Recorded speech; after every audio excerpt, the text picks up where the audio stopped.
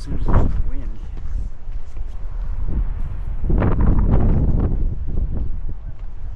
Oh, there's one of those giant bees.